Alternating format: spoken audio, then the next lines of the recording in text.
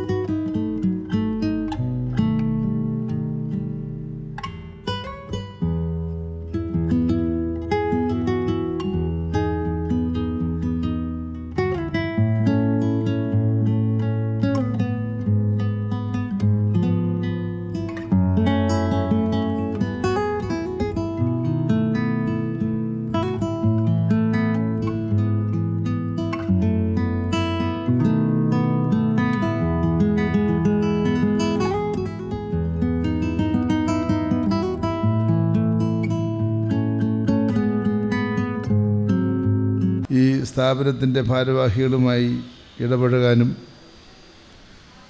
ഇതിൻ്റെ പരിപാടിയിൽ പങ്കെടുക്കാനും അവസരം കിട്ടിയതിൽ അതൊരു ഭാഗ്യമായി കരുതുന്ന ആളാണ് ഞാൻ. കാരണം സ്വന്തം ജീവിതത്തിൽ മറ്റുള്ളവർക്ക് വേണ്ടിയിട്ട് പ്രവർത്തിക്കാൻ സമയം കിട്ടാതെ സ്വന്തമായി ഒതുങ്ങിക്കൂടുന്ന ആളുകൾ ഒരുപാട് പേരുള്ള ഈ ലോകത്തിൽ സ്വന്തം ജീവിതം, സ്വന്തം പ്രയത്നം, അതുവഴി താൻ നേടിയെടുക്കുന്ന സമ്പത്ത് ഉൾപ്പെടെയുള്ള എല്ലാ കാര്യങ്ങൾക്കും നമ്മുടെ സമൂഹത്തിലെ അശരണരും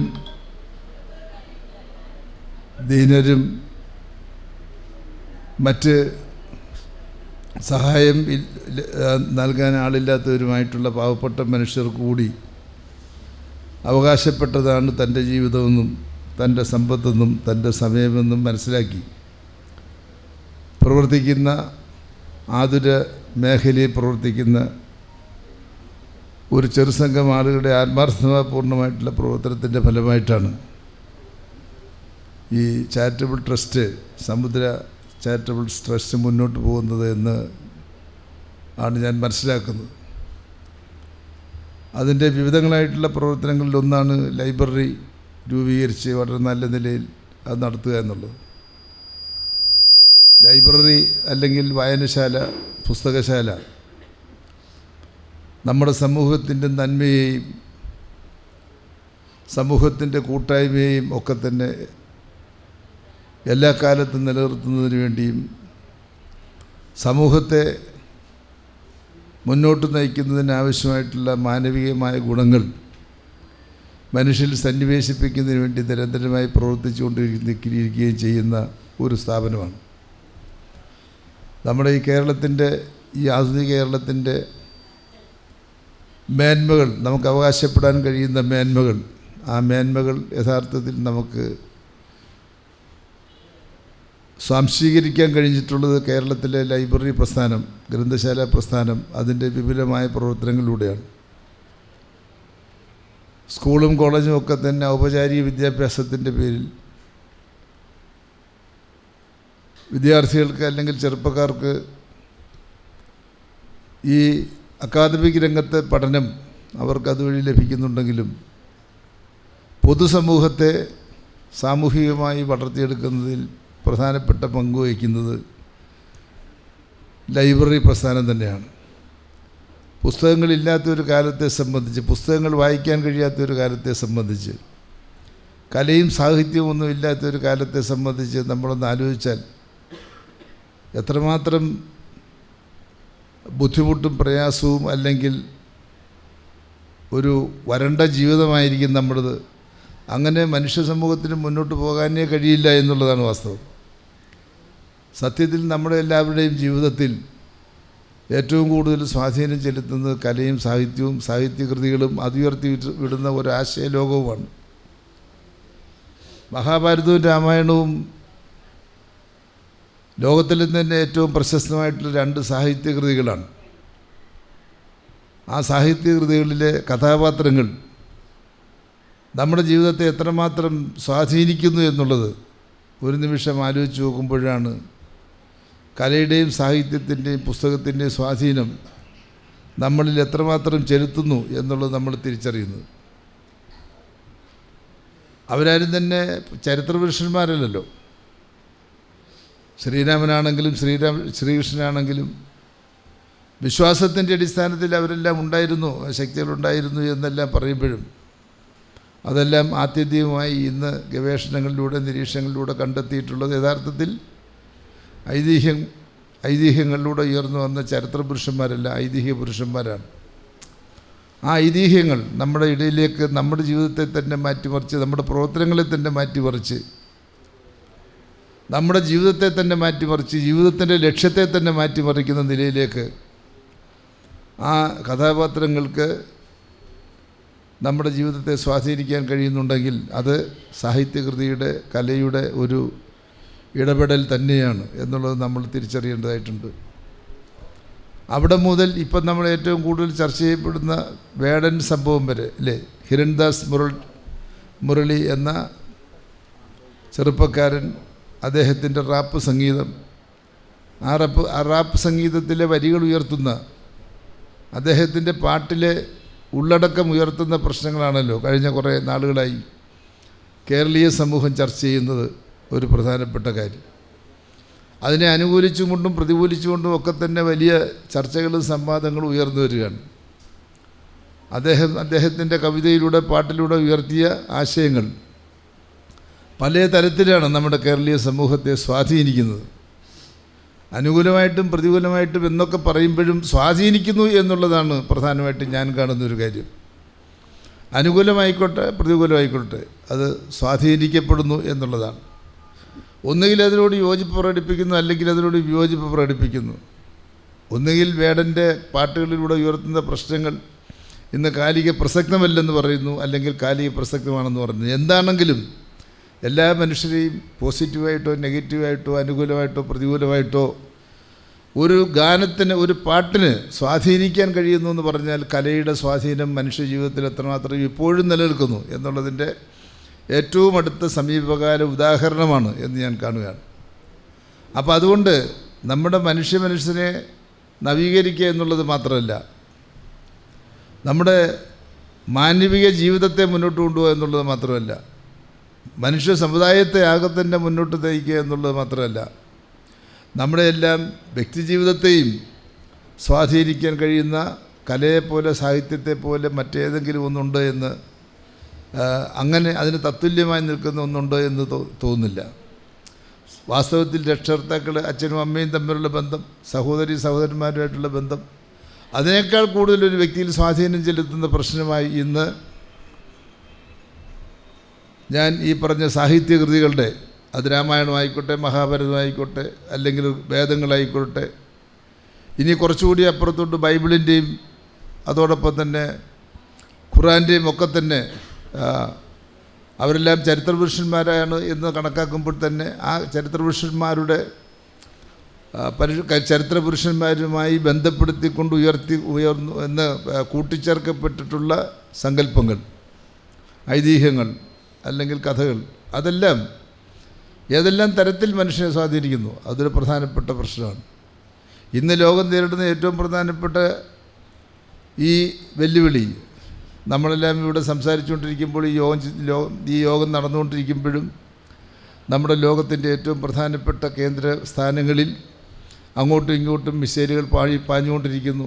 ചില സ്ഥലങ്ങളിൽ മനുഷ്യൻ ഭക്ഷണം കിട്ടാതെ പിടഞ്ഞു വീണ് മരിക്കുന്നു. ഭക്ഷണത്തിന് വേണ്ടി കാത്തു നിൽക്കുന്നവരെ ബോംബിട്ട് കൊല്ലുന്നു. ആ ബോംബിട്ട് കൊല്ലുന്നതിൽ മനുഷ്യൻ പിടഞ്ഞു വീണ് മരിക്കുന്നതിൽ യാതൊരു ദുഃഖവുമില്ലാതെ അപ്പുറത്ത് ആളുകൾ ഒരു ഭിത്തിയുടെ അപ്പുറത്ത് ആർത്തട്ടഹസിക്കുന്നു. ആ അട്ടഹസിക്കുന്നതും മനുഷ്യനെ കൊല്ലുന്നതും ഒക്കെ തന്നെ വാസ്തവത്തിൽ ഒരാശയത്തിൻ്റെ പേരിലാണ്. ആ ആശയം ഉയർത്തിവിടുന്നത്, ആ ആശയം മനുഷ്യരിലേക്ക് സന്നിവേശിപ്പിക്കുന്നത് കൃതികളാണ് എന്നുള്ളത്, അല്ലാതെ നമ്മളാരും നേരിട്ട് കണ്ടിട്ടല്ലല്ലോ. ഈ കൃതികളാണ് എന്നുള്ളത് നമ്മൾ തിരിച്ചറിയാതെ പോകരുത്. അപ്പോൾ സാഹിത്യത്തിൻ്റെ ഭാഷയ്ക്ക് ഒരു വലിയ മനുഷ്യനെ നേർവഴിക്ക് നയിക്കാനും തെറ്റായ രൂപത്തിൽ നയിക്കാനും ഒക്കെ തന്നെയുള്ള വലിയ കഴിവുണ്ട്. അതുകൊണ്ട് ആ സാഹിത്യവും ഭാഷയും അതിനെ നിയന്ത്രിക്കുന്ന, അതിനെ മുന്നോട്ട് നയിക്കുന്ന പ്രസ്ഥാനങ്ങളാണ് നമ്മുടെ കേരളത്തെ സംബന്ധിച്ചിടത്തോളം, അല്ലെങ്കിൽ ലോകത്തിലെവിടെയായിരുന്നാലും ശരി തന്നെ, ലൈബ്രറി പ്രസ്ഥാനവും വായനശാല പ്രസ്ഥാനവും ലൈബ്രറി കൗൺസിലും ഒക്കെ. അതിൻ്റെ ഭാരവാഹികളായി തിരഞ്ഞെടുക്കപ്പെടുന്നവർ ഈ പ്രപഞ്ചം അല്ലെങ്കിൽ ഈ നാട്, മിനിമം നമ്മുടെ ഈ പ്രദേശത്ത്, നമ്മുടെ ഈ നാട്, നമ്മുടെ കേരളമെങ്കിലും കേരളീയരെങ്കിലും എങ്ങനെ ചിന്തിക്കണം, എങ്ങനെ പ്രവർത്തിക്കണം, എങ്ങനെ ജീവിക്കണം, എങ്ങനെ അഭിപ്രായ രൂപീകരണം നടത്തണം എന്ന കാര്യത്തിൽ ഏറ്റവും പരമപ്രധാനമായിട്ടുള്ള പങ്ക് വഹിക്കുന്നവരാണ് വാസ്തവത്തിൽ ലൈബ്രറി കൗൺസിലിൻ്റെ ഭാരവാഹികൾ, അല്ലെങ്കിൽ ലൈബ്രറി കൗൺസിൽ അംഗങ്ങൾ, ഓഫീസ് ബെയറർമാർ എന്ന് പറയേണ്ടി വരും. അവരൊരു പുസ്തകം അവരുടെ പ്രവർത്തനത്തിൻ്റെ ഫലമായി ഒരു മനുഷ്യജീവി വായിക്കുക എന്ന് പറയുമ്പോൾ അതിൻ്റെ അർത്ഥം ആ പുസ്തകത്തിലൂടെ സന്നിവേശിക്കപ്പെടുന്ന ഒരു നല്ലതോ ചീത്തയായിട്ടുള്ള ഒരു സന്ദേശം ആ മനുഷ്യനിലേക്ക് അരിച്ചിറങ്ങുകയാണെന്നുള്ളതാണ്. Samudra library arts and sports club president Ruval Singh M അധ്യക്ഷത വഹിച്ച ചടങ്ങിൽ Samudra library arts and sports club secretary N Sreekantan Nair സ്വാഗതം ആശംസിച്ചു. പുതിയ താലൂക്ക് ലൈബ്രറി ഭാരവാഹികളോടെ ഇവിടെ കൂട്ടിക്കൊണ്ടുവരുവാനും കഴിഞ്ഞതിൽ ഏറെ സന്തോഷമാണ് നമുക്ക്. ഇതിൻ്റെ ഉദ്ഘാടകൻ നേരത്തെ സൂചിപ്പിച്ചതുപോലെ സമുദ്രതീരം മതേതര വയോജന കേന്ദ്രം ഉദ്ഘാടനം ചെയ്ത ദിവസം അന്ന് MP ആയി തന്നെ ഈ കുട്ടുകുടുംബത്തിലെത്തുവാൻ കഴിഞ്ഞിട്ടുണ്ട്. ഇവിടെ എത്തിച്ചേർന്ന വിശിഷ്ട വ്യക്തികളും മുന്നേ നമ്മൾ ഈ കൂട്ടുകുടുംബത്തിൽ എത്തിപ്പെട്ട ആളുകളാണ്. നമ്മുടെ സമുദ്ര ലൈബ്രറിയെ പ്രോത്സാഹിപ്പിക്കുന്നതിന് വേണ്ടി ഒട്ടനവധി പ്രവർത്തനങ്ങൾ നമുക്ക് വേണ്ടി സംഘടിപ്പിച്ച് തരുവാനും കഴിഞ്ഞിട്ടുണ്ട്. സമുദ്ര പ്രവർത്തിക്കുന്ന മേഖലയെന്ന് പറയുന്നത് 2 കോളനിയുടെ സെൻട്രൽ മധ്യഭാഗത്തായിട്ടാണ് ഈ ലൈബ്രറി പ്രവർത്തിക്കുന്നത്, ഈ വയോജന കേന്ദ്രവും പ്രവർത്തിക്കുന്നത്. ഈ പ്രദേശത്തിനൊരു പ്രത്യേകതയുള്ളത്, കോളനിക്കാരെന്ന പേര് പണ്ടൊക്കെ കേട്ടിട്ടില്ലേ, സിനിമ കാണുമ്പോൾ വിയറ്റ്നാം കോളനി. അങ്ങനെ ഒരു കോളനിക്കാരെന്ന പേര് മാത്രമാണ് നമുക്ക് ബാക്കി നിൽക്കുന്നത്. അതിനെ മാറ്റിയെടുക്കാനുള്ള പരിശ്രമമാണ് സമുദ്രയും ഞാനും എന്നോടൊപ്പം ചേർന്ന് നിൽക്കുന്ന ഒട്ടനവധി സുഹൃത്തുക്കളും ചെയ്യുന്നത്. ഇതിൻ്റെ സ്വാഗതപ്രാസംഗം സൂചിപ്പിച്ചതുപോലെ കഴിഞ്ഞ 30 ദിവസം നടന്ന പരിപാടി അവസാന ദിവസം കുട്ടികൾക്ക് ഇവിടെ നിന്ന് പിട്ടുവിരിഞ്ഞു പോകുവാൻ കഴിയാത്ത തരത്തിലുള്ള പരിപാടിയാണ് സംഘടിപ്പിക്കുവാൻ ഞങ്ങൾക്ക് കഴിഞ്ഞത്. കുട്ടികൾ അവസാന ദിവസം ഇവിടെ നിന്ന് വിരിഞ്ഞു പോകുമ്പോൾ കണ്ണീരുമായി കരഞ്ഞുകൊണ്ടാണ് ഈ പടി ഇറങ്ങി പോയത്. അക്ഷരം വായിക്കാൻ കഴിയാത്ത കുട്ടികളെ കൂടെ കൂട്ടിക്കൊണ്ടുവന്ന് പുസ്തകങ്ങൾ കൊടുത്ത് വായിപ്പിച്ച് പരിപാടികളിൽ അവതരിപ്പിച്ച് പരിപാടികൾ പങ്കാളികളാക്കി അത്തരം പ്രവർത്തനമാണ് ആ 30 ദിവസവും ഇവിടെ നടത്തിയത്. ഇന്ന് എല്ലാ ദിവസവും പുസ്തകങ്ങൾ ഇവിടെ നിന്ന് പോകുന്നുണ്ട്. പുസ്തകങ്ങൾ പോവുകയും പുതിയ പുസ്തകങ്ങൾ ഇവിടെ എത്തിക്കുകയും ചെയ്യുന്നുണ്ട്. കുട്ടികൾ ചോദിച്ചാണ് പുസ്തകങ്ങൾ വാങ്ങുന്നത്. കുട്ടികൾ ഇല്ലാത്ത പുസ്തകങ്ങൾ ഞങ്ങൾ പുതിയ പുസ്തകങ്ങൾ ഇവിടെ വാങ്ങിച്ചു വെക്കുന്നു, അത് വിളിച്ച് അവരെ അറിയിക്കുന്നു, അവർ പുസ്തകം എടുത്തുകൊണ്ട് പോകുന്നുണ്ട്. വായനശാലകളെ പ്രോത്സാഹിപ്പിക്കുവാനും കുട്ടികൾക്ക് അറിവ് പകർന്നു നൽകുവാനും വേണ്ടിയാണ് ഞങ്ങൾ ഈ വയോജന കേന്ദ്രം കെട്ടിപ്പടുത്തിയിരിക്കുന്നതും സമുദ്ര ലൈബ്രറി ഇവിടെ നടപ്പിലാക്കി വരുന്നതും. ഈ ഇരിക്കുന്ന അച്ഛന്മാർ, അമ്മമാർ നല്ലതുപോലെ പുസ്തകങ്ങൾ വായിക്കുന്ന ആളുകളാണ്. തൊട്ട് പുറകിലെ ഇരിക്കുന്ന റിട്ടയർഡായ ഒരു HM ഉണ്ട്, കുട്ടികൾക്ക് അക്ഷരങ്ങൾ പറഞ്ഞു കൊടുത്ത HM. ഒരുപാട് പുസ്തകങ്ങൾ വായിച്ചിട്ടുള്ളതാണ്. ആയിരിക്കുന്ന ബാബുച്ചൻ ഒരു ദിവസം ഒരു പുസ്തകങ്ങളും വായിക്കും. ആ വായിക്കുന്നത് കൊണ്ട് അവർക്ക് അറിവ് കിട്ടാൻ വേണ്ടി മാത്രമല്ല, അവർക്ക് കുറച്ച് സമയം കൂടി ചെലവഴിക്കുവാൻ കഴിയുന്നുണ്ട്. പുതിയതായി സമുദ്ര ലൈബ്രറിയും കൊല്ലം ജില്ലാ പഞ്ചായത്തും ചേർന്നുകൊണ്ട് ഒരു വയോജന സെൻറ്റർ ഈ മാസം തുടങ്ങുവാൻ തീരുമാനിച്ചിരിക്കുകയാണ്. തൊട്ട് രണ്ടാമത്തെ ബിൽഡിങ്ങിലായിട്ട് 1500 സ്ക്വയർ ഫീറ്റുള്ള ഒറ്റ ഹാളിൽ 60 വയസ്സിന് മുകളിലുള്ള അച്ഛന്മാരെയും അമ്മമാരെയും കൂട്ടിക്കൊണ്ടുവന്ന് ലൈബ്രറിയുടെ നേതൃത്വത്തിൽ തന്നെ രാവിലെ മുതൽ വൈകുന്നേരം വരെ അവർക്ക് കളിയും തമാശയുമായി അവരെ ഉല്ലസിക്കുന്ന തരത്തിലുള്ള പ്രവർത്തനങ്ങൾ സംഘടിപ്പിക്കാൻ പോവുകയാണ്. ലൈബ്രറി ഒട്ടനവധി പരിപാടികൾ ഇനിയും ഏറ്റെടുത്ത് നടത്തുവാൻ പോവുകയാണ്. നേതൃസമിതിയുടെ പ്രവർത്തനങ്ങൾ ഒട്ടനവധി നമുക്കുകൂടി പ്രയോജനം ചെയ്യുന്ന തരത്തിലാണ് മുരളി സാറിൻ്റെ പ്രവർത്തനം ഞങ്ങൾക്ക് ഇവിടെ കിട്ടുന്നത്. നേരത്തെ മാതൃഭൂമിയുമായി ബന്ധപ്പെട്ട ഒട്ടനവധി കാര്യങ്ങൾ സാർ ഇവിടെ സൂചിപ്പിക്കുകയുണ്ടായി.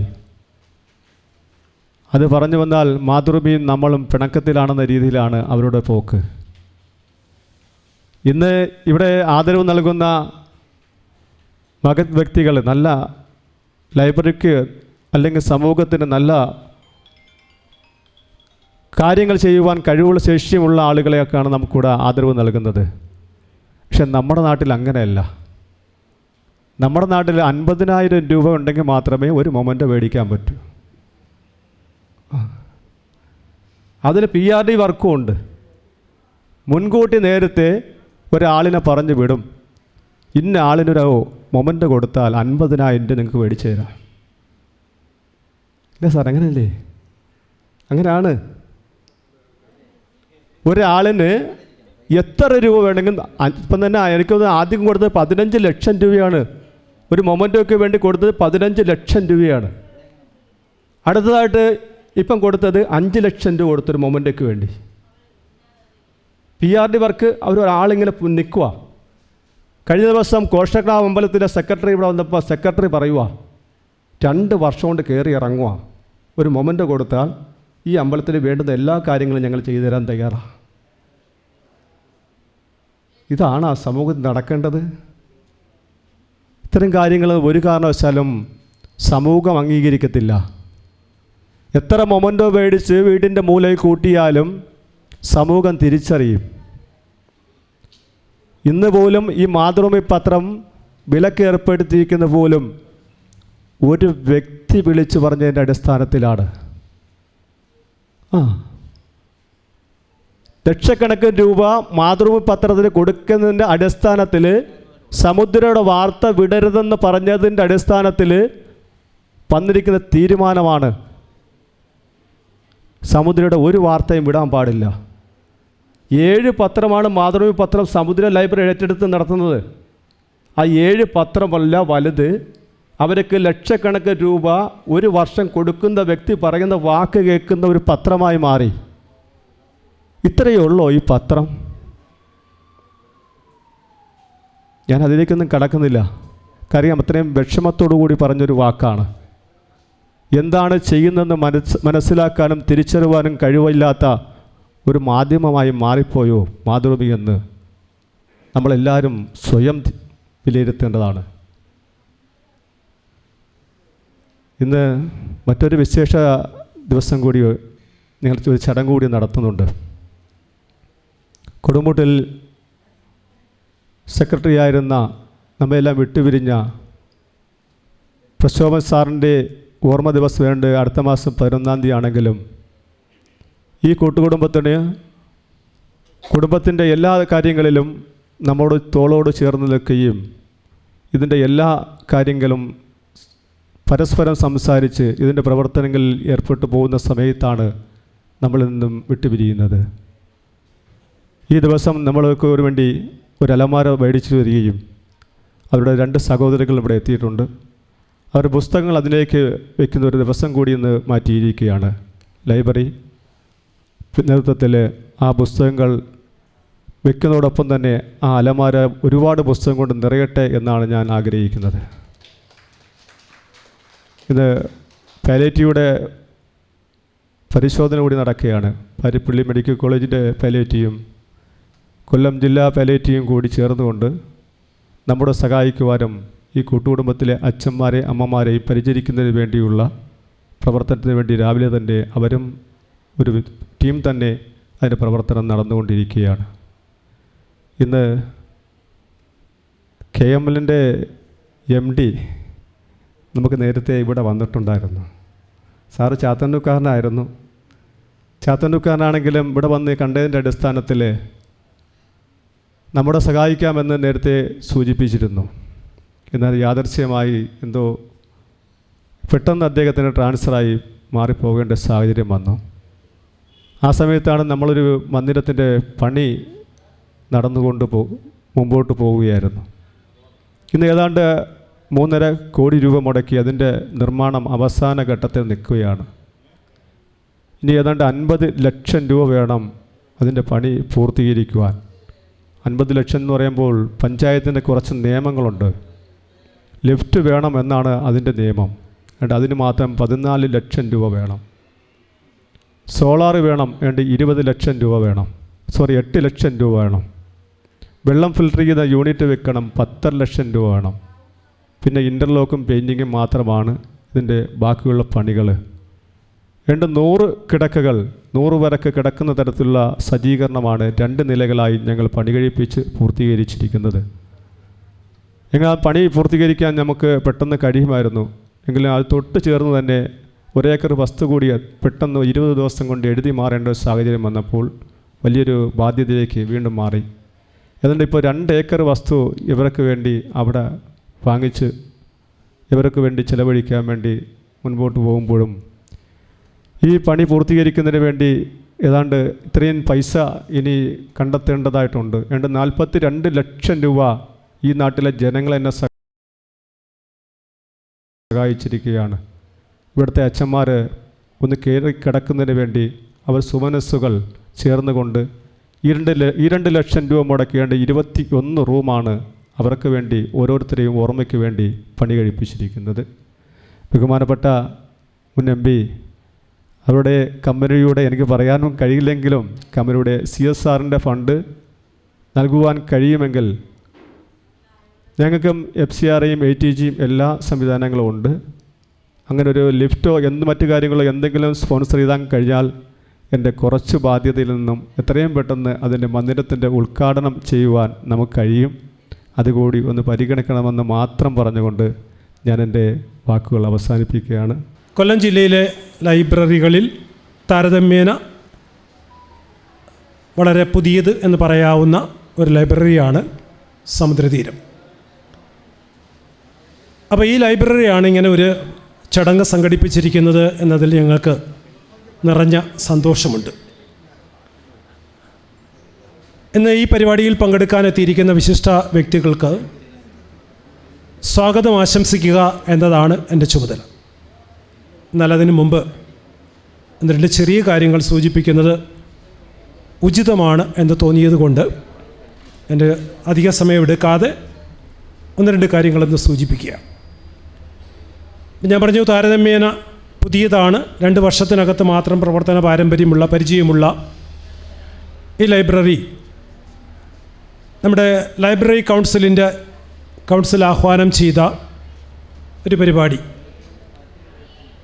വായനാക്കളരി എന്ന വിദ്യാർത്ഥികൾക്ക് വേണ്ടി സംഘടിപ്പിച്ച 18 വയസ്സിന് താഴെയുള്ള കുട്ടികൾക്ക് വേണ്ടി സംഘടിപ്പിച്ച ഒരു പരിപാടി ഏപ്രിൽ മാസം 21 മുതൽ മെയ് മാസം 21 വരെയാണ് ഉള്ള 31 ദിവസങ്ങളിലാണ് ഞങ്ങൾ നടത്തിയത്. അപ്പോൾ അഭിമാനപൂർവ്വം ഞങ്ങൾ അവകാശപ്പെടുന്നു, ഒരു പക്ഷേ കേരളത്തിൽ മറ്റേതൊരു ഗ്രന്ഥശാലയ്ക്കും സംഘടിപ്പിക്കാൻ കഴിയാത്ത അത്ര എണ്ണം കുട്ടികളെ പങ്കെടുപ്പിച്ചുകൊണ്ട് 27 ദിവസം ഞങ്ങളിവിടെ വായനാക്കളരി സംഘടിപ്പിക്കുകയുണ്ടായി.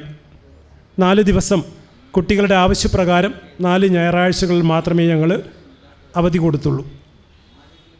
ഞാനീ പറഞ്ഞു വരുന്നത്, ഇങ്ങനെ സംഘടിപ്പിച്ച പരിപാടിയിൽ കേരളത്തിലെ പ്രഗത്ഭരായ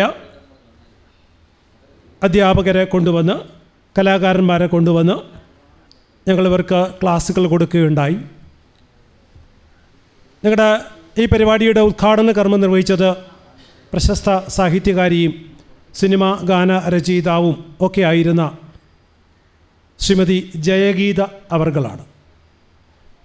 ഇപ്പോൾ സ്വാഭാവികമായിട്ടും ഒരു വായനശാല എന്ന നിലയ്ക്ക് സമുദ്രതീരം അനാഥാലയത്തിൻ്റെ ഒപ്പം പ്രവർത്തിക്കുന്ന സഹോദര സ്ഥാപനമായ ഈ വായനശാല ഞങ്ങളുടെ ഈ വലിയ പരിപാടി 95-ലേറെ കുട്ടികൾ ഈ 27 ദിവസത്തിൽ ഭൂരിപക്ഷം ദിവസങ്ങളിലും പങ്കെടുത്ത ഒരു വായനാക്കളരിയായിരുന്നു ഞങ്ങൾ. ഈ വിവരം സ്വാഭാവികമായിട്ടും വാർത്താ മാധ്യമങ്ങളിൽ കൊടുക്കണമല്ലോ എന്നതുകൊണ്ട് നമ്മുടെ നാട്ടിൽ പ്രചാരത്തിലുള്ള എല്ലാ പത്രങ്ങളിലും വാർത്ത കൊടുത്തു. പക്ഷേ ഞങ്ങളുടെ ഉദ്ഘാടന വാർത്ത പോലും ഇവിടുത്തെ പ്രമുഖ പത്രമായ, ഞാൻ പേരെടുത്ത് പറയാൻ ആഗ്രഹിക്കുന്നു, മാതൃഭൂമി ദിനപത്രം പ്രസിദ്ധീകരിച്ചില്ല. പിറ്റേ ദിവസത്തെ പത്രത്തിൽ ഈ വാർത്ത കാണാൻ ശ്രീമതി ജയഗീത ഞങ്ങളുടെ പ്രസിഡൻറ്റിനെ വിളിച്ച് ചോദിച്ചു, എന്താ റൂവൽ സിംഗെ, നിങ്ങൾ വാർത്തയൊന്നും കൊടുക്കാറില്ലേ? അപ്പോൾ വിവരം പറഞ്ഞു, ഞങ്ങൾ വാർത്ത കൊടുത്തു, മാതൃഭൂമി പത്രം ഞങ്ങളുടെ വാർത്ത പ്രസിദ്ധീകരിച്ചില്ല. ഒരു തരം സമുദ്രതീരത്തോടാണോ സമുദ്ര ലൈബ്രറിയാണോ അറിയില്ല, ഒരു അവഗണന ഞങ്ങൾക്ക് ഫീൽ ചെയ്തു. എന്തായാലും പിറ്റേ ദിവസം ജയഗീത മാഡം ഈ വാർത്ത നേരിട്ട് കൊടുത്തതുകൊണ്ട് ആവാം രണ്ടാമത്തെ ദിവസം ആ വാർത്ത പത്രത്തിൽ വന്നു. തുടർന്നുള്ള 27 ദിവസത്തെ പരിപാടികളും 26 ദിവസത്തെ പരിപാടികളും ഞങ്ങൾ മറ്റു പത്രങ്ങളോടൊപ്പം കേരള മാതൃഭൂമിക്കും കൊടുത്തുവെങ്കിലും ഒരു ദിവസം പോലും ആ മാതൃഭൂമി പത്രം ഇത് പ്രസിദ്ധീകരിക്കാൻ തയ്യാറായില്ല. എന്താണ് കാരണമെന്ന് ഞങ്ങൾക്കറിയില്ല.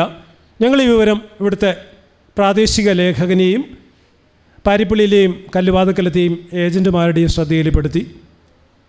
അവർ കൊല്ലം ബ്യൂറോ ചീഫുമായിട്ട് ബന്ധപ്പെട്ടു. അപ്പോൾ അങ്ങനെ ഒരു പ്രശ്നമൊന്നുമില്ല, മനഃപൂർവ്വം ഒഴിവാക്കിയതല്ല, ഇനിയും വാർത്തയിടാമെന്ന് പറഞ്ഞു. വീണ്ടും ഞങ്ങൾ വാർത്ത കൊടുത്തു.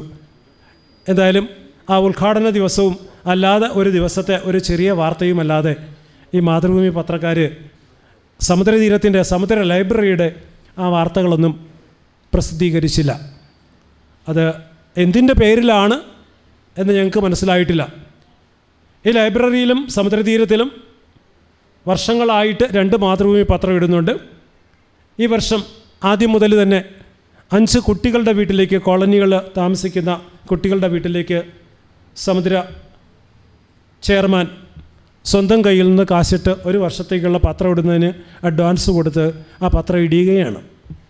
അപ്പോൾ ഒരു 7 പത്രം ഞങ്ങളുടെ പേരിലാണ്, സമുദ്രയുടെ പേര് ഇവിടെ ഇടുന്നുണ്ട്.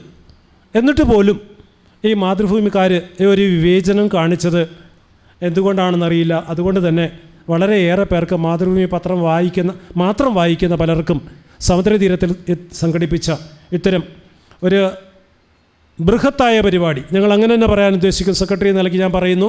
കാര്യം മറ്റൊരു ലൈബ്രറിക്കും ഇവിടെ ഏറ്റവും കുറച്ച് കുട്ടികൾ വന്ന ദിവസം പോലും 65 കുട്ടികൾ, ഭയങ്കര മഴയായ ദിവസം പോലും 65 കുട്ടികളുണ്ടായിരുന്നു.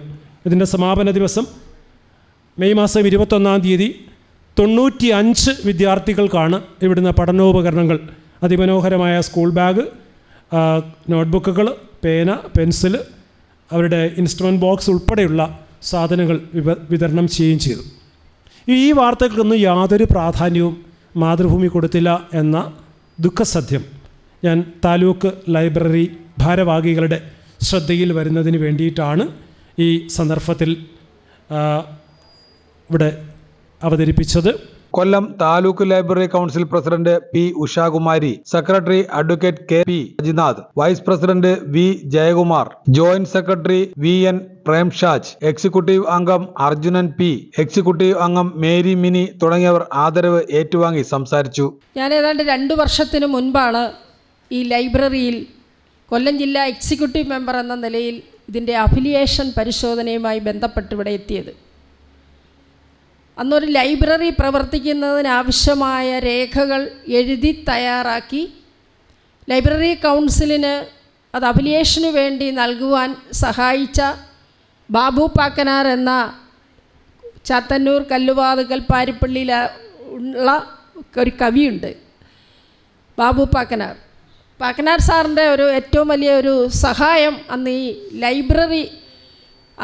ലൈബ്രറി കൗൺസിലിൻ്റെ അംഗീകാരത്തോടു കൂടി പ്രവർത്തിക്കണമെന്നുള്ളൊരാഗ്രഹം പ്രകടിപ്പിച്ചതിൻ്റെ അടിസ്ഥാനത്തിലാണ് വേണ്ടുന്ന സഹായങ്ങൾ.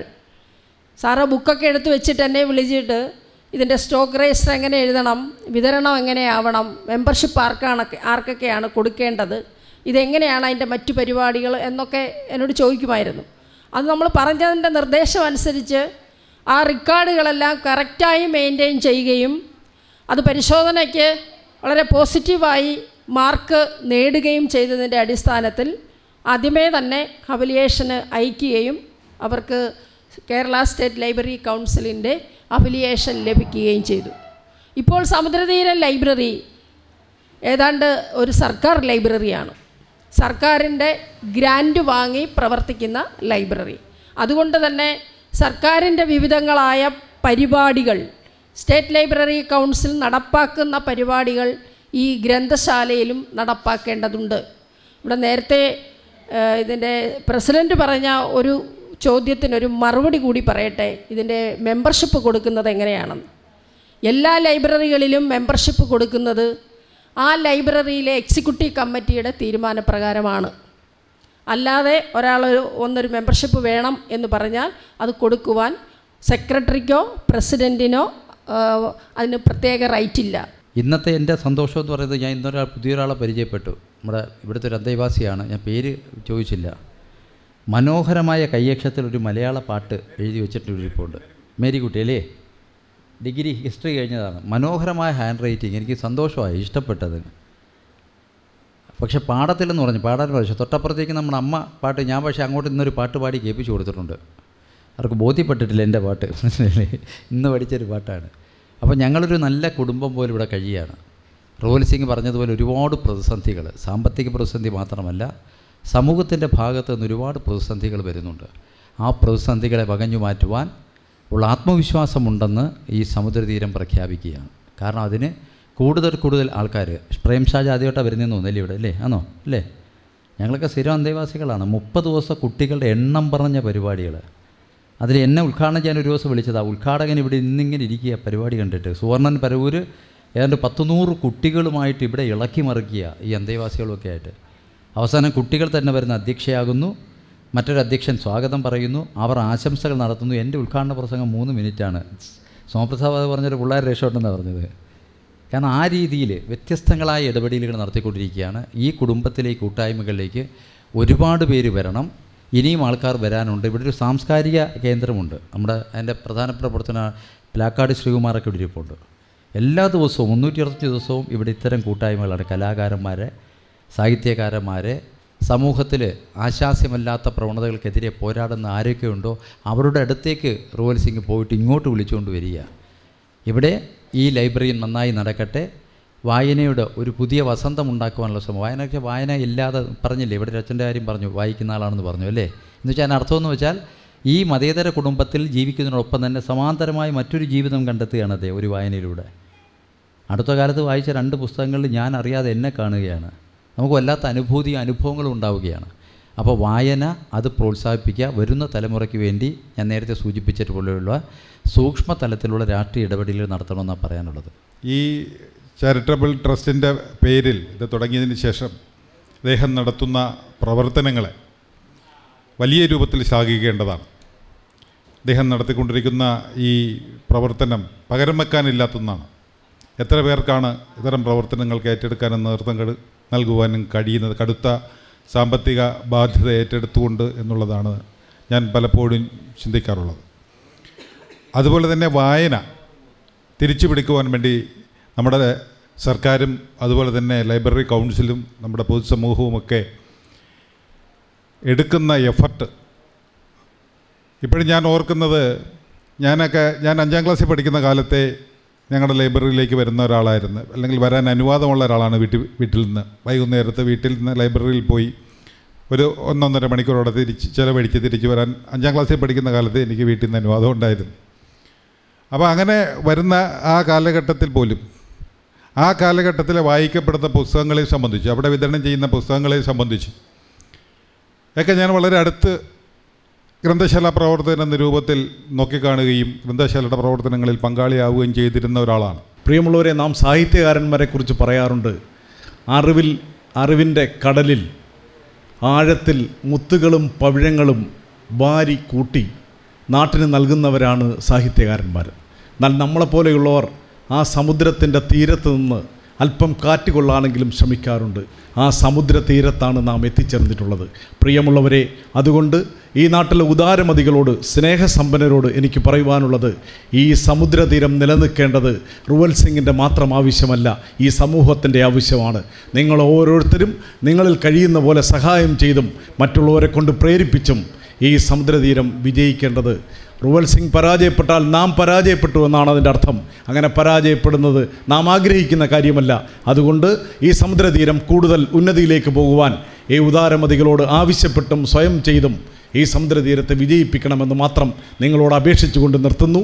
സ്നേഹം മാത്രം. ജീവിത പ്രയാസത്തിൻ്റെ കണ്ണുനീര് വീണ് ബോധവീണ കമ്പികളിങ്ങനെ തുരുമ്പിച്ചു തുടങ്ങിയ ജീവിതത്തിൻ്റെ സായന്തനത്തിൽ നിങ്ങളെ ഓരോരുത്തരെയും ഇങ്ങനെ കരുതലോടെ ചേർത്ത് പിടിച്ച് ഇങ്ങനെ ഒരു കൂരയ്ക്ക് കീഴിൽ കൊണ്ടുവന്ന് നിങ്ങളുടെ വീണക്കമ്പിയെ ട്യൂൺ ചെയ്ത് പുതിയൊരു സംഗീതം പൊഴിക്കാനുള്ള പുത്തൻ ഉപകരണമാറ്റി തീർക്കാൻ വലിയ പ്രയത്നം നടത്തുന്ന ഇതിൻ്റെ സാരഥികൾ, പ്രത്യേകിച്ചും റുവൽ സിംഗ് സാറിനെ പോലെയുള്ളവർ അഭിനന്ദനം അർഹിക്കുന്നു എന്ന് പറഞ്ഞ് ഒറ്റ വാക്കിൽ പറഞ്ഞു പോകേണ്ടതല്ല.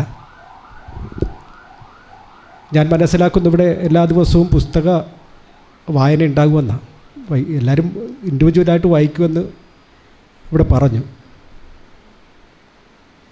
ഇത്തരം പൊതുപരിപാടികളില്ലാത്ത ദിവസം ഇവർക്ക് വേണ്ടി തിരഞ്ഞെടുത്ത കഥകൾ അല്ലെങ്കിൽ തിരഞ്ഞെടുത്ത പുസ്തകങ്ങൾ കഥാപ്രസംഗമല്ലാതെ ഒന്ന് പറഞ്ഞു കൊടുത്താൽ ആർദ്രമായ ഒരു ചെറിയ സംഗീതത്തിൻ്റെ പശ്ചാത്തലത്തിലായാൽ കുറേ കൂടി നന്ന്. എനിക്ക് തോന്നുന്നു ഇവിടെ ഈശ്വര പ്രാർത്ഥന പാടിയ ആ പെൺകുട്ടി ഇതിൻ്റെ കൂടി ഭാഗമാണെന്ന് ഞാൻ കരുതുന്നു. വളരെ മനോഹരമായ ശബ്ദമാണ്. ആ ശബ്ദത്തിൽ ചില കഥകൾ ഇവരോട് പറഞ്ഞു കൊടുത്താൽ വായിക്കാൻ കഴിയാത്തവർക്കും വായിക്കുന്നവർക്ക് ആ കഥയിൽ നിന്ന് പുതിയ പുസ്തകത്തിലേക്ക് വായന എത്തിക്കുവാനും കഴിയും. വായിക്കാൻ കഴിയാത്തവർക്ക് നിരവധിയായിട്ടുള്ള ജീവിത പശ്ചാത്തലം, നമ്മൾ അനുഭവിച്ച ജീവിതമൊന്നുമല്ല ജീവിതം, മറ്റു പലതുകൂടിയാണ് എന്ന് മനസ്സിലാക്കാൻ അത്തരം കഥകളിലൂടെ കഴിയും. അങ്ങനെ കഥ പറയുന്ന വൈകുന്നേരങ്ങൾ, സായന്തനങ്ങൾ ഉണ്ടാകണമെന്ന് ഞാൻ ആഗ്രഹിക്കുന്നു. എന്താ പറയേണ്ടതെന്ന് എനിക്കറിയത്തില്ല. എല്ലാവരെയും കണ്ടപ്പോഴത്തേന് ഞാൻ ഒത്തിരി നാളുകൊണ്ട് വരണമെന്ന് വിചാരിച്ചു, പക്ഷേ ഇപ്പോഴാണ് ആദ്യമായിട്ടാണ് വന്നത്. ഒത്തിരി സന്തോഷമുണ്ട് എല്ലാവരെയും കണ്ടതിൽ. ഇനിയും ഞാൻ വരുന്നതായിരിക്കും. ഞങ്ങളെല്ലാവരുടെയും പങ്കാളിത്തം എപ്പോഴും ഉണ്ടായിരിക്കുന്നതായിരിക്കും. ഒത്തിരി നന്ദി. ചടങ്ങിൽ പാരിപ്പള്ളി കളത്തറ വീട്ടിൽ എസ് പ്രശോഭന്റെ ഓർമ്മയ്ക്കായി കുടുംബാംഗങ്ങൾ സമുദ്ര ലൈബ്രറിയിലേക്ക് വാങ്ങി നൽകിയ അലമാരയും ബുക്കുകളും സമുദ്ര ലൈബ്രറി പ്രസിഡന്റും സെക്രട്ടറിയും ചേർന്ന് ഏറ്റുവാങ്ങി. കല്ലുവാതുക്കൽ പഞ്ചായത്ത് നേതൃസമിതി convener Muraleedharakkurup, Samudra Samskarika Kendram chairman Plakkad Sreekumar, Samudra Samskarika Kendram convener RM Shibu, doctor R Jayachandran, Samudratheeram president Sarachandran Pillai, Prakashan Kalathara, Prasenan, Ajith Lal, Prasad Kumar B, Mampally GR Raghunathan, Samudratheeram PRO Sasidharan Pillai, Pranavam Sheela Madhu, Bhoomikkaran JP Velamanoor, Santhosh Parippally തുടങ്ങിയവർ ചടങ്ങിൽ ആശംസകൾ അർപ്പിച്ചു. നമ്മളെ ഗ്രന്ഥശാലകൾ നമ്മളെ പുരോഗമന പ്രസ്ഥാനങ്ങളുടെ നേതൃത്വത്തിൽ ഉണ്ടാക്കി എടുത്തിട്ടുള്ളതാണ് ഈ വായനശാലകൾ. അപ്പോൾ ആ വായനശാലകൾ അങ്ങനെ വായിക്കാൻ വേണ്ടി മാത്രമുള്ള ഒരു ഇടമായി മാറി. അങ്ങനെ ഇരിക്കവേ നേരത്തെ റുവൽ സിംഗ് പറഞ്ഞതുപോലെ ഒരു പക്ഷേ ചില ആളുകൾക്ക് മെമ്പർഷിപ്പ് കൊടുക്കാതിരിക്കത്തക്ക രീതിയിൽ വന്നതിൻ്റെ ഫലമായിട്ടാണ് ആളുകൾ വായനയിൽ നിന്നും മാറിപ്പോയി എന്നുള്ള ഒരു ഘടനവും നമ്മൾ ചിന്തിക്കേണ്ടതുണ്ട്. ആ കാലഘട്ടത്തിൽ നിന്ന് മാറി ഇനിയും നമ്മുടെ കാലഘട്ടങ്ങൾ മാറി ഇന്ന് നേരത്തെ നമ്മൾ ഉദ്ഘാടകൻ പറഞ്ഞതുപോലെ നടക്കുന്ന യുദ്ധങ്ങൾ നമ്മളെ കൺമുന്നിൽ കാണാനുള്ള സാഹചര്യത്തിലേക്കുള്ള ശാസ്ത്രീയ വളർച്ചകൾ വന്നിട്ടുള്ളതിൻ്റെ ഫലമായി നമ്മളെ ഗ്രന്ഥശാലകളും മാറിക്കൊണ്ടിരിക്കുകയാണ്. വായിക്കാനുള്ള ഒരിടം എന്നുള്ളിടത്തുനിന്ന് മാറിയിട്ട് സാമൂഹ്യമായ മറ്റ് പ്രവർത്തന മേഖലകളിലേക്ക് പോകത്തക്ക രീതിയിലുള്ള പ്രവർത്തനങ്ങൾ നമ്മളെ ഗ്രന്ഥശാലയിലേക്ക് പോകുന്നതിൻ്റെ ഫലമായിട്ടാണ് നമ്മളെ ഗ്രന്ഥശാലകളിലെ പുസ്തകങ്ങൾ വീടുകളിലേക്ക് എത്തിക്കുന്ന 100 ഗ്രന്ഥശാലകളിൽ 1000 ഗ്രന്ഥശാലകളിൽ 100 വീട് വെച്ച് നമ്മൾ വായനാ വസന്തം നടപ്പിലാക്കിക്കൊണ്ടിരിക്കുകയാണ്. അപ്പോൾ വായനയെ നമ്മൾ ഇങ്ങോട്ട് വന്നില്ല, പുസ്തകം എടുക്കാൻ ഇങ്ങോട്ട് വന്നില്ല, വായനയ്ക്ക് മരണമൊന്നും സംഭവിച്ചിട്ടില്ല. നമ്മൾ പുസ്തകം വായിക്കുന്നില്ലെങ്കിൽ മൊബൈൽ വായിക്കുന്നുണ്ട്, അതുപോലെ കമ്പ്യൂട്ടർ വായിക്കുന്നുണ്ട്, അതുപോലെ അതിനകത്ത് നോവലുകൾ വരുന്നു. അതുകൊണ്ട് നമ്മുടെ സംസ്ഥാന ലൈബ്രറി കൗൺസിൽ ഒരു കാര്യം ചെയ്തിട്ടുണ്ട്, ഈ പുസ്തകങ്ങളെല്ലാം ഡിജിറ്റലൈസ് ചെയ്യാൻ തീരുമാനിച്ചിട്ടുണ്ട്. ആ ഡിജിറ്റലൈസ് കൂടെ ചെയ്യുമ്പോൾ നമ്മൾ വായനകൾ വീട്ടിലിരുന്ന് ഈ തരത്തിൽ നമുക്ക് വായിക്കാൻ കഴിയും. എല്ലാ ഗ്രന്ഥശാലകളെയും നമ്മൾ ഡിജിറ്റലൈസ് ചെയ്യാൻ തീരുമാനിച്ചിട്ടുണ്ട്. ഇവിടെ പങ്കെടുക്കുമ്പോൾ ഓരോ ഘട്ടവും ഓരോ മനസ്സും നമുക്ക് മനസ്സിലാക്കാൻ കഴിയുന്നൊരു കാര്യം, നമുക്ക് ഓരോ സമയവും കടന്നു പോകുമ്പോഴും കൂടുതൽ സന്തോഷകരമായി ഒരു അന്തരീക്ഷം ഇവിടെ കാണുന്നു എന്നുള്ളതാണ്. അത് യഥാർത്ഥ റുവൽ സിംഗിൻ്റെ നല്ല മനസ്സിൻ്റെയും കൂടി ഒരു ഭാഗമാണ് എന്ന് പറയേണ്ടതായിട്ടുണ്ട്. ഞാൻ വന്നപ്പോൾ പ്രസാദ് സാറ് അദ്ദേഹം പറഞ്ഞേ ഇപ്പോൾ എൻ്റെ ഇറങ്ങിയൊരു കവിത 4 വരിയുണ്ട്. അപ്പോൾ അത് ഈ ഒരു പശ്ചാത്തലത്തിൽ ഞാൻ ഇവിടെ ഒന്ന് പറയുകയാണ്. കാരണം ഈ സജിനാഥ് വക്കീലിൻ്റെയും സോമപ്രസാദ് സാറിൻ്റെയും ജയകുമാർ സാറിൻ്റെ എല്ലാം ചില സംഭാഷണങ്ങളുടെ എല്ലാം കൂടി ചേർത്തൊരു 4 വരി. എത്ര സുന്ദര സുരഭില നിമിഷങ്ങൾ, അത്രമേലിഷ്ടം ചാലിച്ച സന്ധ്യകൾ, എത്ര തന്നെ കടന്നു പോയെങ്കിലും ആദ്യമാത്ര പോൽ കാണുന്നു ഇപ്പോഴും. നന്ദി, നമസ്കാരം. വായന എങ്ങനെ എന്നെ സ്വാധീനിച്ചു എന്ന് 2 വാക്ക് പറയാതെ പോകുന്നത് ഉചിതമല്ലാത്തത് കൊണ്ട് മാത്രം ഞാൻ വളരെ എളുപ്പത്തിൽ പറഞ്ഞു തീർക്കാം. ഞാൻ 7ാം ക്ലാസ്സിൽ പഠിക്കുമ്പോഴാണ് എൻ്റെ അച്ഛൻ മരിച്ചു പോകുന്നത്. ഒരുപാട് കടബാധ്യതകളും ബുദ്ധിമുട്ടും പട്ടിണിയും പരിവട്ടവുമൊക്കെ ഉള്ള ഒരു ശിഷ്ടജീവിതമാണ് ഞങ്ങൾക്ക് മുന്നിലുണ്ടായിരുന്നത്. അന്ന് ആ പ്രതിസന്ധികളെ തരണം ചെയ്യുന്നതിന് എൻ്റെ അമ്മ കണ്ടെത്തിയ ഒരു മാർഗം, ഒരു സ്വയം സാന്ത്വനപ്പെടുത്തുന്ന മാർഗം, എല്ലാ ദിവസവും രാവിലെ 4:30 മണിക്ക് എഴുന്നേറ്റ് വിളക്ക് കൊളുത്തി ഹരിനാമകീർത്തനം ചൊല്ലുക എന്നതായിരുന്നു. അപ്പോൾ ഈ 4:30 മണിക്ക് അമ്മ എഴുന്നേൽക്കുമ്പോൾ എന്നെയും തട്ടി ഉണർത്തും, അമ്മയ്ക്ക് കൂട്ടിരിക്കാൻ. അവിടെയാണ് അക്ഷരങ്ങളെയും വായനയും എന്നിലേക്ക് അടുപ്പിക്കാൻ ഇടയായ സാഹചര്യം. ഒരു 7ാം ക്ലാസ്സുകാരൻ ഹരിനാമകീർത്തനം കാണാപ്പാഠം കേട്ട് പഠിച്ചു. 10ാം ക്ലാസ് പരീക്ഷ എഴുതി കഴിഞ്ഞ് അന്നൊക്കെ ഒരു 3 മാസം നമുക്ക് ഗ്യാപ്പ് കിട്ടും, മറ്റൊന്നും പഠിക്കാനില്ല, ഇനി അടുത്തത് 10ാം ക്ലാസ് കഴിഞ്ഞാൽ അന്ന് പ്രീ ഡിഗ്രിയാണ്. അപ്പോൾ ആ 2-3 മാസത്തെ ഒരു ഇടവേളയിൽ തൊട്ടടുത്തൊരു വായനശാലയുണ്ട്, ഗണേഷ് മെമ്മോറിയൽ ഗ്രന്ഥശാല. അവിടെ ഉണ്ടായിരുന്ന ലൈബ്രറിയൻ ഒഴിവായിപ്പോയി. അമ്മ എന്നോട് ആ ലൈബ്രറിയിൽ വൈകുന്നേരം 1 മണിക്കൂർ 1.5 മണിക്കൂർ പുസ്തകം എടുത്തു കൊടുക്കാൻ ഒരാളിനെ വേണം, നിനക്ക് കഴിയുമോ എന്ന് ചോദിച്ചു. ഞാൻ സന്തോഷപൂർവ്വം അത് സ്വീകരിച്ചു. അമ്മയ്ക്ക് അതിനകത്തൊരു ചെറിയ സ്വാർത്ഥത ഉണ്ടായിരുന്നു. ആ സ്വാർത്ഥത, അതിൻ്റെ ഒരു ചെറിയ പ്രതിഫലം 50 രൂപ അന്ന് കിട്ടും എന്നുള്ളതായിരുന്നു. പക്ഷേ എന്നെ സംബന്ധിച്ച് അതുണ്ടാക്കിയ മാറ്റം, ഇന്ന് നിങ്ങളുടെ മുന്നിൽ ഇന്ന് ഒരറപ്പും മടിപ്പുമില്ലാതെ 2 വർത്തമാനം പറയാൻ, അല്ലെങ്കിൽ മനസ്സിൽ തോന്നുന്ന കാര്യങ്ങളൊന്ന് എഴുതി വയ്ക്കാൻ, കഥയായാലും കവിതയായിട്ടായാലും ലേഖനങ്ങളിലായാലും അതൊക്കെ ഒന്ന് കുറിച്ചു വയ്ക്കാൻ എന്നെ പ്രാപ്തനാക്കിയത് ആ 3 മാസത്തെ ലൈബ്രറി പരിചയമാണ്. കിട്ടുന്നതെന്തും വായിക്കുന്ന ശീലം തുടങ്ങിയത് അവിടുന്നാണ്. അതിൽ പിന്നീട് പഠനകാലം മുഴുവൻ വായന ഒരു ഹരമായി കൊണ്ടു നടന്ന ആളാണ്.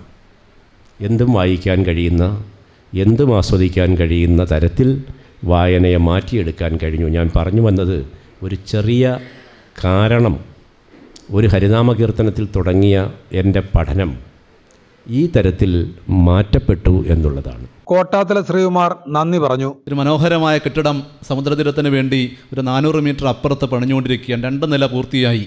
40-ലധികം ആളുകൾ 2 ലക്ഷം രൂപ വീതം നൽകി സഹായിച്ചപ്പോഴാണ് റുവൾ സിംഗിന് അത്തരമൊരു സ്ഥാപനം, ഒരു കെട്ടിടം പണിയുവാനുള്ള അടിത്തറ ഉണ്ടാക്കുവാൻ കഴിഞ്ഞത്. 3.5 കോടി രൂപ മുടക്കി അദ്ദേഹം ഇതുവരെ ചിലവാക്കിയത് 3.5 കോടി രൂപയാണ്. ഇതെല്ലാം കൂടി ചേർത്ത് കഴിഞ്ഞ ദിവസം ഈ സൺഡേ സപ്ലിമെൻ്റിൽ കേരളകൗമുദിയിൽ തന്നെ റുവൾ സിംഗിനെ പറ്റിയും ഈ സ്ഥാപനത്തെ പറ്റിയും ഒക്കെ എഴുതുവാൻ കഴിഞ്ഞൊരു ഭാഗ്യം കൂടി എനിക്ക് ഉണ്ടായി. 1-ാം പേജിൽ തന്നെ അത് പ്രസിദ്ധീകരിച്ചും വന്നു. അപ്പോൾ ആ സന്തോഷങ്ങളെല്ലാം ഉള്ളപ്പോഴാണ് ഇന്ന് ലൈബ്രറി കൗൺസിലിൻ്റെ ഭാരവാഹികൾക്ക് സ്വീകരണം കൊടുക്കാൻ കഴിഞ്ഞത്. ഇവിടെ മനോഹരമായ ലൈബ്രറി ഉണ്ട്. ഇവിടെ തൊട്ട് മുമ്പ് സൂചിപ്പിച്ചതുപോലെ 3 ഷെൽഫ് നൽകിയ ഒരാൾ, അത് ചെറിയ കാര്യമല്ല. ഞാൻ അഭിമാനത്തോടെ പറയും, ഞാൻ ലൈബ്രറി ഉണ്ടാക്കിയ ആളാണ്. 45 വയസ്സേ ഉള്ളെങ്കിലും 15 വർഷം മുൻപ് ഒരു ലൈബ്രറി ഉണ്ടാക്കാൻ കഴിഞ്ഞത് ഞാൻ കൈക്കൂലി വാങ്ങിയിട്ടാണ് എന്ന് ചിലപ്പോൾ പറയുന്നതിനകത്ത് തെറ്റൊന്നും തോന്നാറില്ല. കാരണം ഒരു പഞ്ചായത്ത് പ്രസിഡൻറ്റിൽ നിന്നും വിരട്ടി ഞാൻ ആദ്യമായി ആദ്യം അവസാനമായിട്ട് ഒരു കൈക്കൂലി വാങ്ങിയത്, എനിക്ക് 1000 പുസ്തകം തരണം, ഒരു അലമാരി തരണം, നിങ്ങളൊരു TV തരണം, ആ നാടിന് വേണ്ടിയാണ്. അതെന്തിനാണെന്ന് ചോദിച്ചു കഴിഞ്ഞാൽ, പഞ്ചായത്ത് ഇവിടെ ജനപ്രതിനിധികളൊക്കെ ഉള്ളതുകൊണ്ട് പഞ്ചായത്തിൻ്റെ വികസന സെമിനാർ സാധാരണ നടത്തുന്നിടത്തു നിന്നും മാറ്റി പഞ്ചായത്ത് പ്രസിഡന്റ് സ്വന്തം വാർഡിൽ കൊണ്ട് നടത്തി. അദ്ദേഹം 350 പേർക്കുള്ള ഭക്ഷണമൊരുക്കി, ചിക്കൻ സഹിതം ഭക്ഷണമൊരുക്കി. പക്ഷേ ആ മീറ്റിങ്ങിൽ പങ്കെടുത്തത് 35 പേരാണ്. ഞാൻ എൻ്റെ വീഡിയോയും ഫോട്ടോയും ഒക്കെ എടുത്തു. പഞ്ചായത്തിലെ കണക്കിൽ 350 പേർക്കുള്ള ഭക്ഷണത്തിനുള്ള കണക്ക് രേഖപ്പെടുത്തി കഴിഞ്ഞപ്പോൾ ഞാൻ പറഞ്ഞു, പ്രസിഡന്റ് ഇത് ശരിയല്ല, 35 പേരെ പങ്കെടുത്തുള്ളൂ, എൻ്റെ തെളിവുണ്ടെന്ന് പറഞ്ഞപ്പോൾ എന്ത് ചെയ്യണം? ഞാൻ പറഞ്ഞു, എനിക്കൊരു 1000 പുസ്തകം വേണം, TV വേണം. അങ്ങനെ ഉണ്ടാക്കിയ ഒരു ലൈബ്രറി സ്വന്തമായുള്ള ആളാണ് ഞാനെന്ന് അഭിമാനത്തോടെ, കൈക്കൂലിയാണെങ്കിൽ കൂടി അഭിമാനത്തോടെ കൂടി പറയാം. നാടിന് വേണ്ടി ഒരു പ്രസ്ഥാനം തുടങ്ങി, അതിന് കെട്ടിടമുണ്ടാക്കാൻ കഴിഞ്ഞു, സ്ഥലം ഫ്രീ ആയിട്ട് കിട്ടി.